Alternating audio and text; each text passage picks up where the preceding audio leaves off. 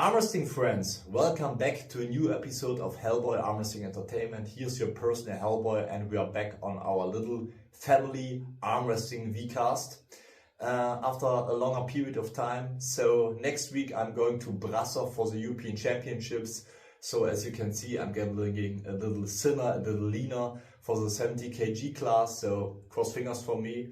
For some nice results there in Romania. But besides this, we also got some huge news because our friend from Canada, Devon Larratt, was at the Joe Rogan Experience, the biggest podcast in the world. And of course, he spoke about arm wrestling, about training, about tournaments, about our sport, and about blood flow and genius influences on our bodies and the sport of arm wrestling.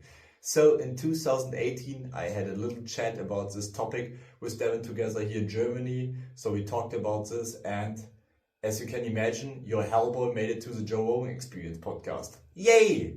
And I would like to share this segment with you, so watch it. And I'm very well aware of it.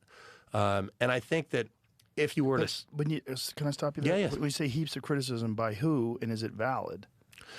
I don't think it's valid. So who's criticizing you? I think that most of the criticism comes from more junior players. Okay, I think that most senior arm wrestlers, most guys who are like on my level, they understand it, and to a certain degree, we all do it. Okay, I'm just an extreme example, but a lot of guys do it. Okay, a lot of guys do this in the sport. There's a couple things that lead me to this, okay? The pumpkin is just a fun metaphor, okay? But when you get hurt in the one side, I think that a lot of people notice that somehow there's this amazing compensation that happens. Another thing is we have freaks in the sport. We attract some real weirdos. Okay, a guy called Oleg Zock or Matthias Schlitte, okay? And these are Hellboys, real life Hellboys, okay? So they have like one arm that is crazy jacked. He has one arm that's like a leg. Yeah. What is his name? Probably Oleg. It's Oleg or Matthias. They're our best examples. Oleg, so the arterial spread in the body, for most of us is all the same. We have like an even distribution across our body. But I believe that his arterial spread is different. I think he's got a heavy arterial flow to one side. This is just your own personal theory? I've heard, I talked to Matthias. Matthias is another guy with this disorder. He was the one who kind of led me to believe that this is what was going on with him.